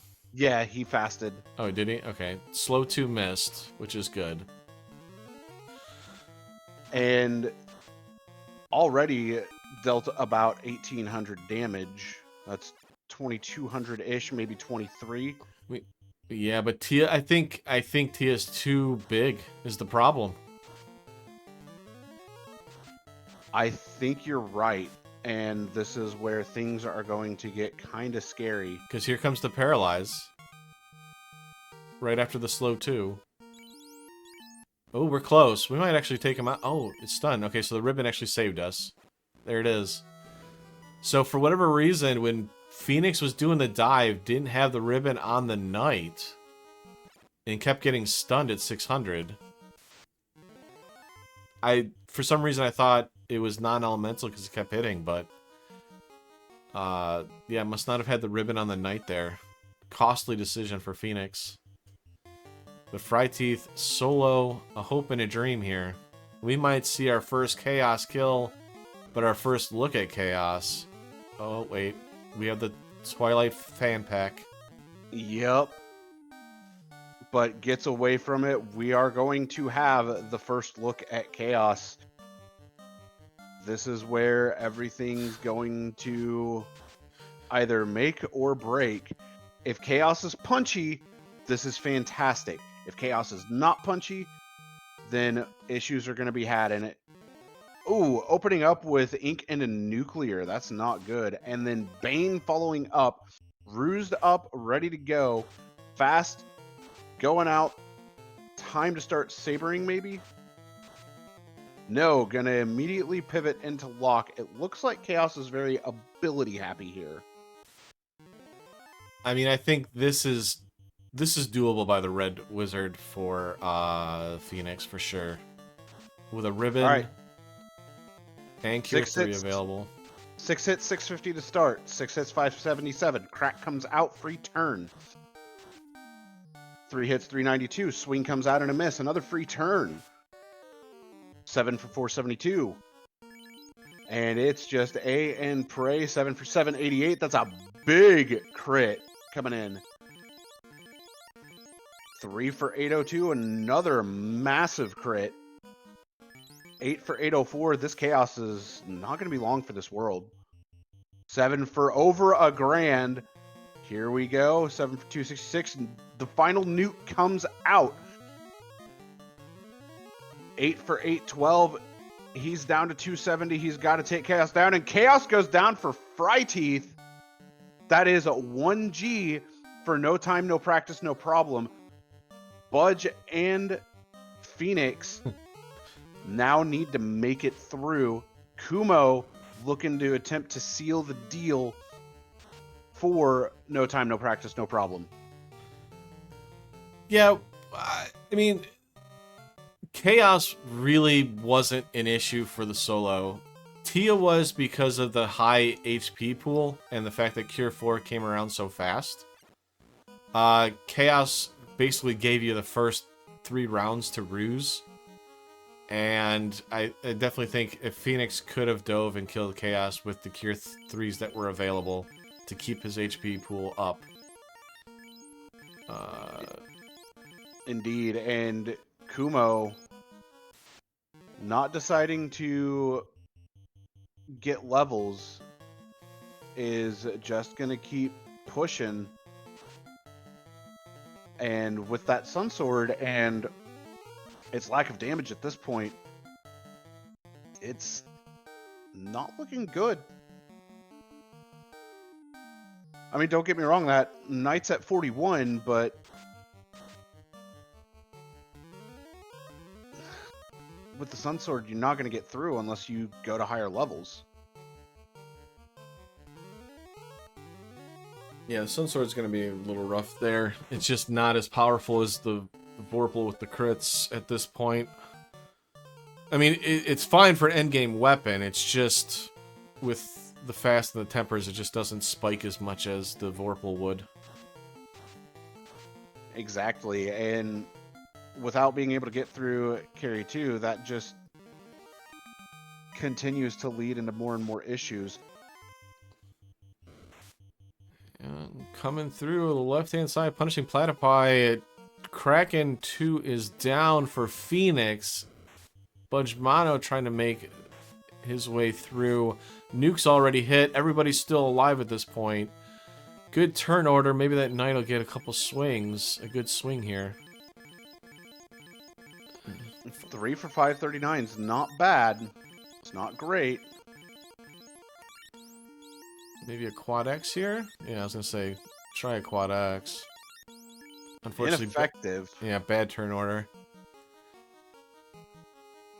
All right, Budge with the Mazda swing, 5 for 1014. That thief goes down, which is unfortunate to see, but should be in quad X range. If it wasn't, it definitely is now. I was going to say, yeah, 500 and something damage. Yeah, probably in range now. Oh no, that was 800. Oh, that was 800? Oh, that's... Yeah, you know, slightly more damage. Good turn Just a order. little bit. Yeah, quad X. So those ambush, or was it ambushing airs? Lock stick and lock axe going out for Phoenix here against Tia 2. 10 hits for 1053. Yeah, this Tia is not long for the world. 6 hits coming out from that Vorpal. There is the Cure 4, unfortunately, but still not the end of the world, because 10 hits for almost 1800. Let's go!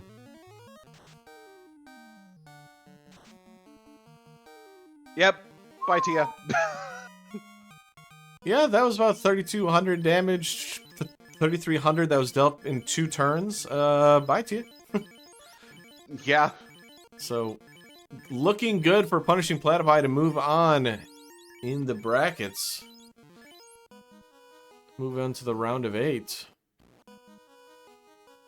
This is looking real good right now. Stop's going to come out, be ineffective on everybody except for the Black Wizard. That Black Wizard is going to be stunned, unfortunately, but Saber and Temper coming out. Ice 2 gonna hit the Black Wizard a little hard as Phoenix pulling Chaos. I mean, this should be pretty easy for Phoenix with having 3 characters can just mass buff that fighter. Oh yeah. Lockstick comes out, reducing Chaos's evasion. This is gonna go real fast at this point. Gonna use all the tempers, all of them, every single one. Bane's gonna come out, not hit anybody. Lock comes out again via that lock stick. Just gonna swing and temper again. Thunder comes out, dealing high damage to that ninja. 8 hits for 774 right off the bat, and 4 for 153 with the Vorpal. Not a bad swing from that Vorpal. And out of Tempercast, gonna start fading away. 290, really good roll from Fade. 3 hits, 224 coming out from the Vorpal, and the swing, 6 for 928. Another swing, 6 for 814. Fade coming out for 86. 4 for 239. So getting over 1,000 damage per round here, which is really, really good.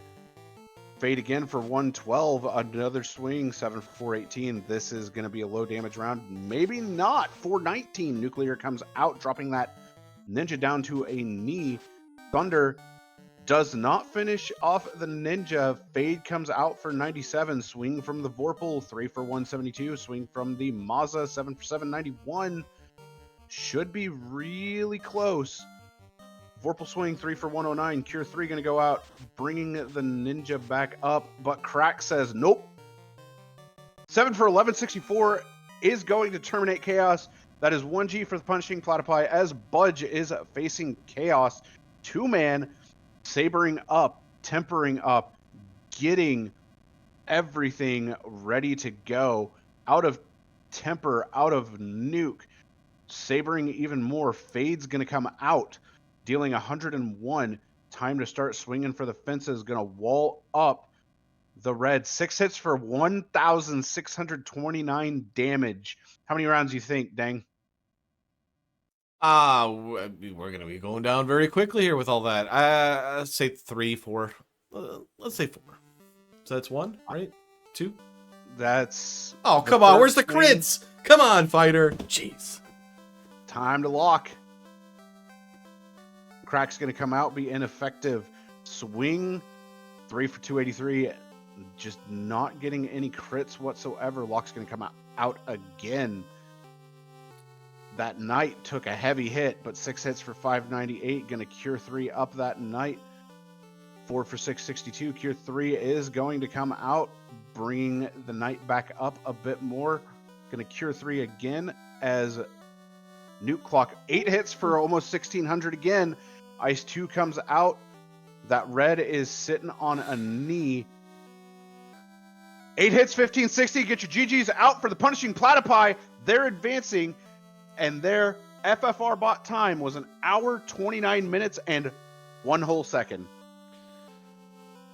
Yep, they're moving into the round of 8, and they will be playing Trash Island Fire Department Mobile Suit something something. It's a long name. Danny and Fizzle will be playing them in the round of 8. Yeah. And we are joined by Budge and Phoenix. GG's to both of you. My first question, how about that lack of life magic?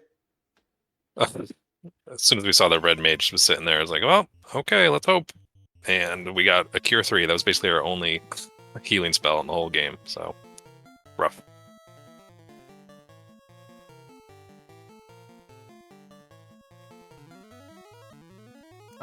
Yes, it was. So the thing to go with that. So the white mage, is that something you guys intentionally didn't use? Is that some sort of game plan? I'm just saying, for future references, when my team moves up, just tell me all your secrets. Is that the reason why you guys don't like the white mage, or the bonuses didn't direct you there? So the red mage was the 4th slot, so it's like, we have to take the red mage, and then you're sort of trading, the black mage we knew we had fast. Sorry, do you want guaranteed temper fast, or do you want guaranteed life access? And, I don't know, we just went black-red. It seemed like the safer bet, Odds are at least one of the life spells will land Red Wizard learnable. But, no dice. Was there any thought of going Thief Rainbow? I like the double melee. Yeah, we talked about it a little bit, but having that double melee sometimes can be important, especially if you find a katana in a vorpal or something, which didn't find the katana this time. But so there actually was a katana available very early. Oh, really? Greater than, less than room, that right trap chest. Yeah, that was... It was Gurnips and a werewolf. Oh, of course it was. I was like level 1 when I was in that room, so I didn't even try him. But, okay. Was Fry Teeth swinging that? Yes, and all good, Phoenix.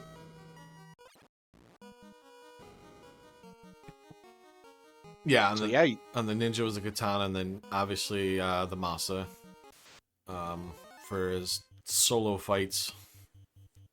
Yeah, having that Masa be there free is really nice because, you can sort of fumble your way through Lich and Care, even with this scaling, if you have, fast and get the Saber Bunk, and then you get the Masa, that sort of sets you up. So no matter what. So I never went back for the Vorpal. I think Phoenix found it, but, I had that Sun +5, or no, Defense +5. I was swinging for the first 2 Fiends, and then, Masa the rest of the way.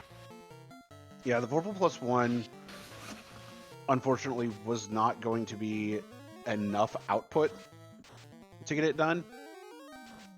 Yeah, I'm not huge on the Vorpal. I mean, if it rolls +5, yeah, I'll do it, but it's dicey. So, yeah, I always want something a little bit better than that. Because Vorpal +1 is a Katana -2, basically. Pretty much. Not great. I mean, it's workable, but it's, yeah, like you said, not great. Yeah. And because you had a severe lack of healing magic and no life magic, the high levels were absolutely necessary in this seed. Yeah, that was our sort of pivot from the last couple. Is like we need more levels. We can't do these mid 20 dives, and I think we probably did a mid 20 dive because we got there under an hour again. But once we got through and realized sort of what it was looking like, and we saw that it was like Gurmadusa, and then you go up the floor and you got the worms. That's a pretty quick, pretty good grind. So. Oh yeah, I mean 30k EXP real quick like that. Yeah. Definitely worthwhile. So I think we got to, I think I was 40. I think Phoenix was a couple levels higher, but yeah, you kind of needed it. Yeah. So with the discussion on the dive, Phoenix actually got through Tia 2 with a solo red wizard. Was there a discussion of whether or not Phoenix was going to continue the dive, equip the Masa, get all those items over on the red wizard and try it? Not really. The red wizard just, it doesn't hit hard enough, even if you give it all the gear. So the thought was, all right, keep your levels, try again. Because yeah, I don't like red mage melee at all in any situation, and I think Phoenix agrees. So,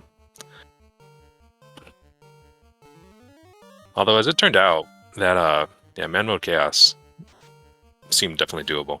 Yeah, I mean, fighter. Yeah, like Phoenix was doing it with the knight, and Fry Teeth was doing it with the knight, and I'm like, I honestly believe that could have been the decision on win or loss very easily if Kumo could get through Temple of Fiend, like if he's able to get through Carry too, which has been a huge problem along with Kraken.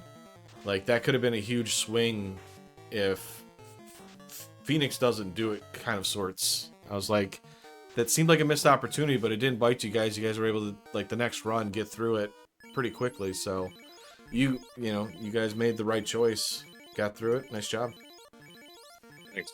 Yeah, it's how aggressive do you want to be, right? I mean, you could give it the try, or I think I don't know where I was at the time, if I was following him up or if I was still grinding or something, but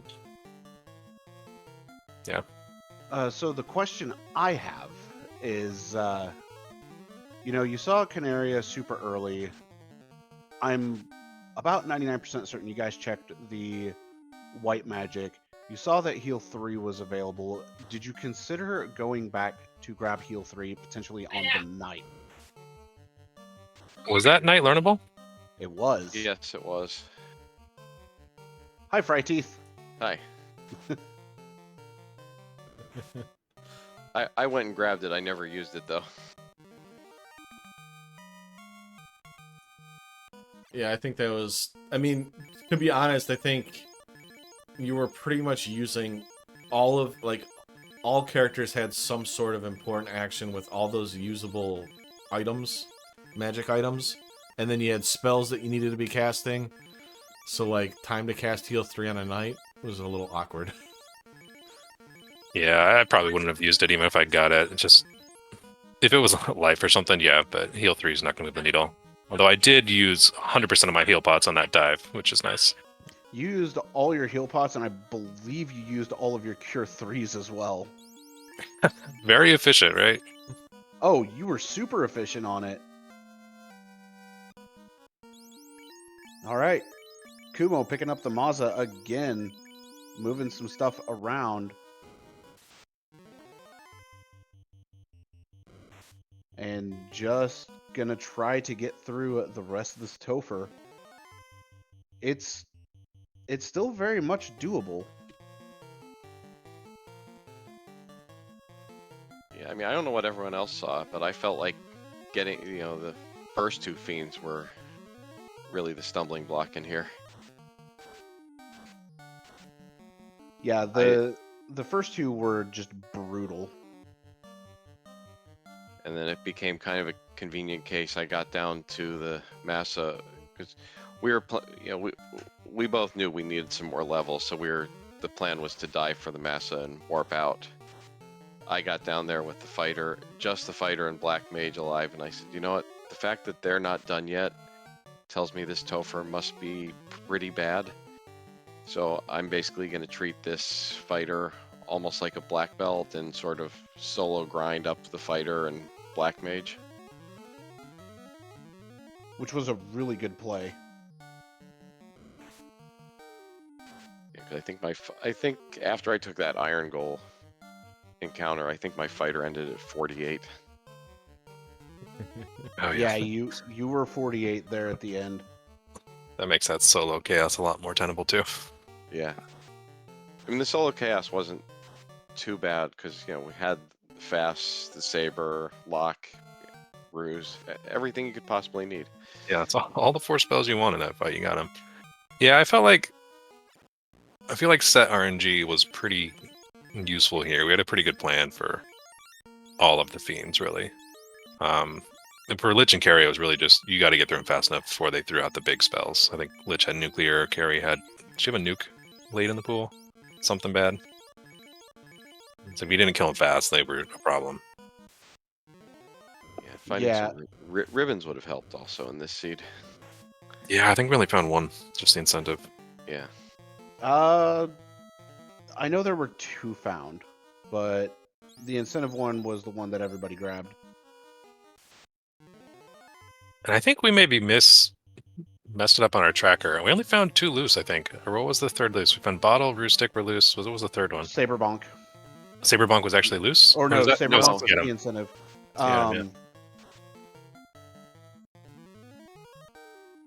Ruse Stick. There was something else that was loose that I can't remember what it was off the top of my head. Yeah, but early Canaria with the shop item. How happy were you guys to see that? Oh, that's always so nice. You can have towns show up so late in these flags. There wasn't, great magic there, I think. Or what was level 1? Lit 3. I mean... Lit 3? Oh, yeah, that's actually... No, that's not bad. Okay, I take that back, yeah. And Warp. I take that back, yeah. Level 1 was stacked. That was really good for early game. Hold up, wait a minute. Let me take that back real quick. Level 1 was stacked. Level 2 had 2 of your 3 2 of your 3 Fiend insta-killers. Yeah, we had Nuke Fast Temper level 3. That felt bad. But yeah, with these flags, if you don't find a town early, it can be really hard to get going, because I feel like the first couple marked boxes I opened were sort of like Topher encounters. Just like, I can't do this. So you're sort of stumbling through until you find something that gets you going. And getting the magic early that's huge. Yeah, you love to see that. In terms of that third loose, I must have done the same thing as you, because I've only got 2 loose marked on my sheet also. The third loose must have been the other ribbon. There's only one ribbon. Yeah, that wouldn't have been incentive. Because I don't think the... was the canal loose? I don't think it was, but... We were talking about it during the race. We're like, well, we have everything, so... whatever, who cares? Same conversation on our end. All right, here we go. It's chaos time for Kumo. Gonna ruse and gonna fast hat up. And now it's time to start dumping tempers. Nuclear is gonna come out, doing about half the Red Wizard's health.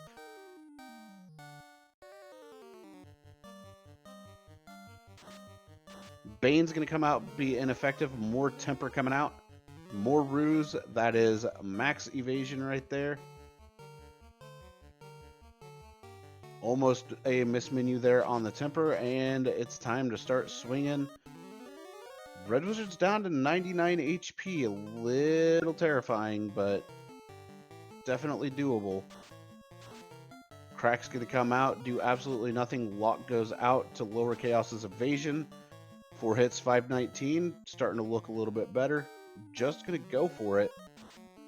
I can appreciate that. 6 hits, 642, looking good. Definitely looking much better now.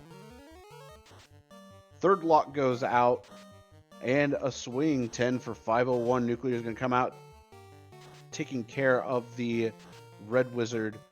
10 hits, 939 from the Mazza. We're getting damage rolls now. 10 hits, 925. 5 for 564. Yeah, this chaos shouldn't be much longer. 10 for 696. 9 for 940. Should be one or two more swings. 5 for 1029, and that's it. Get your GGs out for no time, no practice, no problem. Finishing with an FFR bot time of 1 hour, 43 minutes, 38 seconds, and I believe that's Kumo. GGs, my friend.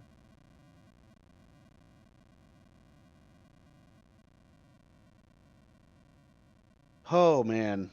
So, Kumo, I'm going to ask you the same question that I asked Budge and Phoenix here at the start.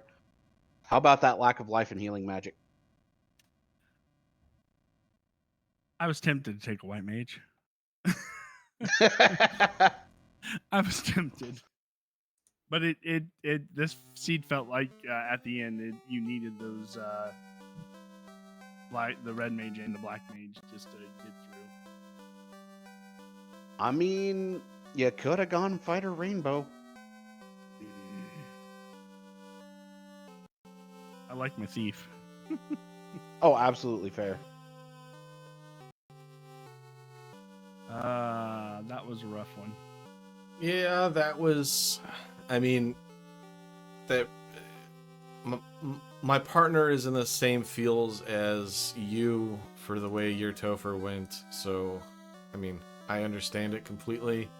Way to keep going at it. You adjusted a lot of your, what you needed to do to get through it. It was just, unfortunately, wasn't able to make, I guess, maybe the correct decisions quick enough, or whatever you want to say, and unfortunate, but It's GG's, yeah, it's all right though. Yeah, GG's, guys. Yep. I mean, that's the thing with set RNG is adapting to the RNG and being able to make something work with it, and it's not the easiest thing to do. Yeah, and when I'm running solo fighter in there, the information I pass on is of limited value. Exactly. Yeah, it really helps when you have your partner to be able to say, hey, they're going to punch this slot, then cast a spell, and then do this.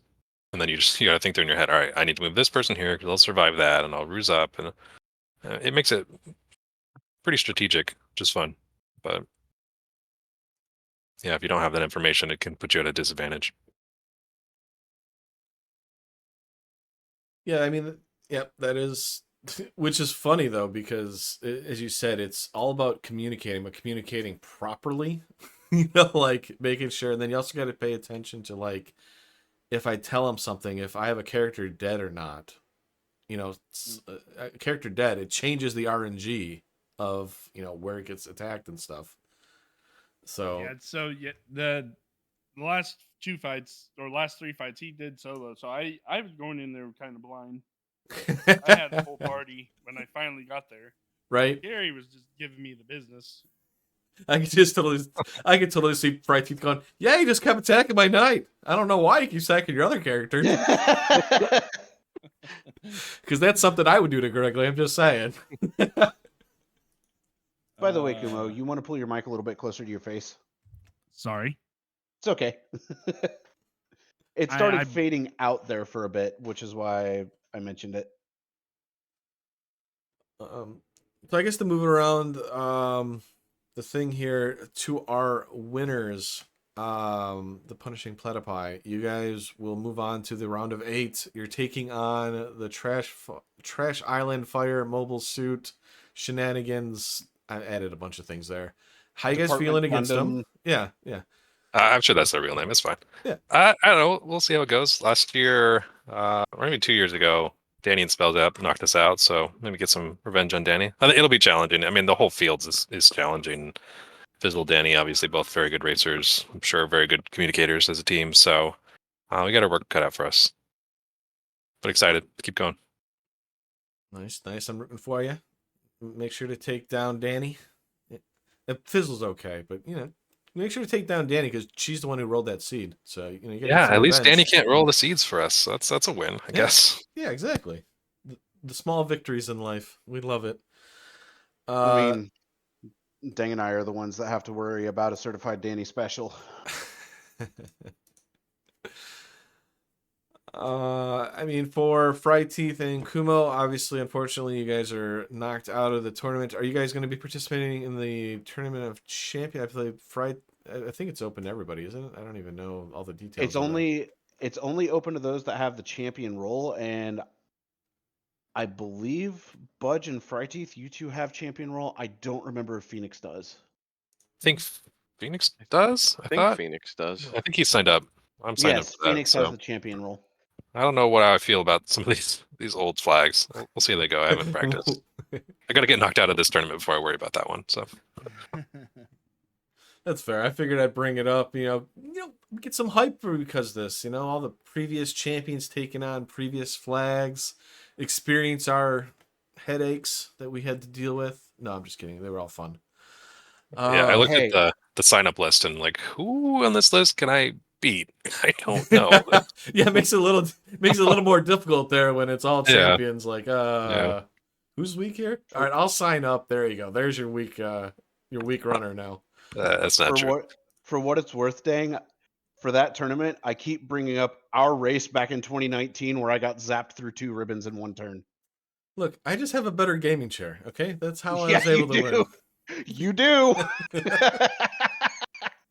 But we do have other races, so I want to try to wrap this up. RPG Limit Break does have a round 2 Pizza Power versus the Breen Fiends, so we will be rating them if you're still hanging out in the interview. So with that, let's go with Kumo and Fry Teeth. If you want to do some final thoughts here. Thank you all for taking the time out of your day and morning to come and put this together. I really didn't think anybody would get up this early to stream and stuff. But so thank you all. I really do appreciate it. And thank you all in the chat. Absolutely, Yeah. Kumo. I was up till 2 a.m. trying to reset everything because I had a new computer. So I was like, I'm doing this. It's literally story time. Dang's setting everything up on his computer from like midnight to 2 a.m. I jump in and I'm like, so you're doing restream, right? I got you. So we're here. So with that, Fry Teeth, your final thoughts? Yeah, I'll echo that as well. I was blown away that we got a restream together that quickly when we didn't even have this time set till I think 11 o'clock last night. So thanks to everyone for that. Thanks to Kumo for jumping in with me, kind of last minute. It was fun. Sometimes I don't plan my summer vacations the best, so we didn't really have any time to practice because I was on a cruise ship for the week before this tournament. And good luck to Budgemano and Phoenix as they go on. Did you at least enjoy your cruise, Fry Teeth? Oh, it was wonderful. Heck yeah. All right. I know Phoenix is probably not around right now. So, Budge, you're advancing with Phoenix. You got Danny and Fizzle. Final thoughts, and how much are you anticipating that match? Oh yeah, so I'll echo what Fried Teeth and Kumo said. Thanks you guys for picking up this stream. It's always fun to get your races broadcast, and with like 8 hours notice, that's even better. GG's Kumo Fried Teeth is definitely some tough races, some good races. So it was a lot of fun, and co-ops just is always so fun. So looking forward to the next round. See if we can keep going. All right, Dang. Oh no, Sonny, I got us going. You take us out. I was gonna say we got this together in like 8 hours before the race started. You got any final thoughts before I take us on home? Final thoughts. Just thank you to the runners. I'm glad I was able to get this show going for everybody. The runners showed amazing talent, grit, whatever you want to call it, by no life magic, making those changes, making the decisions that they did to get through this seed in a very quick fashion. So I'm terrified of either of them. I'm glad I only have to play one of them. So this is good. Wait, that means I have to make it to the finals to beat them. That's right. I said beat them. That means you got to make it through Tryhard and myself, though. I said in my interview, easy game, easy life. Hey, we both said easy game, easy life during this race. But yeah, I'll let you kick us out of here. Appreciate doing comms with you. Man, it's been way too long. Glad to be back in the booth with you. But yeah, I'm a echo what Dang said. Thank you to all the runners for showing their grit, their mettle, whatever you want to call it. Because yeah, the seed was very unkind, and the fact that all 4 of you made it through just shows how good of runners you all are. If you liked what you saw, be sure to come join the Final Fantasy Randomizer Discord. Go to finalfantasyrandomizer.com. We do have a link to the Discord over there. If you happen to catch this on YouTube, be sure to catch the races over there. You can subscribe to the YouTube channel. Follow us here on Final Fantasy Randomizers 1 through 4, and I believe Final Fantasy Randomizer 8, because we skipped 5 through 7, because we're like that. Gotta have the Ocho. Dang, my man, thanks for doing the restream, and thank you for helping out with the tracking, because we both definitely had a lot to take on with this one. I'm pretty sure you did all the tracking. Hold up. Hey, you helped with the tracking at the start, so you definitely do get to say you did some of the tracking. We definitely pulled a lot of duties here.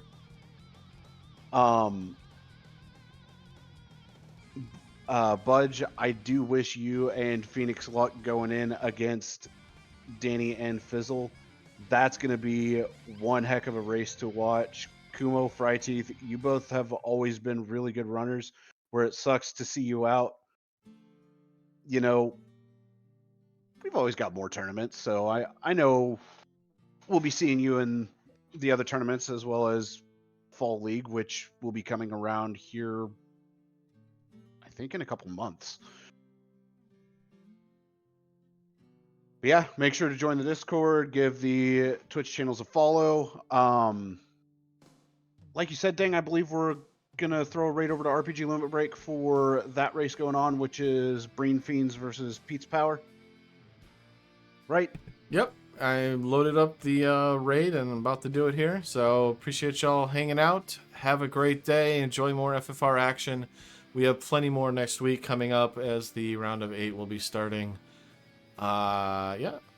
Absolutely. Make sure to keep the power of the orbs alive. And for our restreamer and my co-commentator Dangwu, our runners Budge Mono, Phoenix, Fryteeth, and Kumo, I'm Sonny Wrath 11. Thank you all for watching. And as Luffy DV would say, FFR fam, we gone.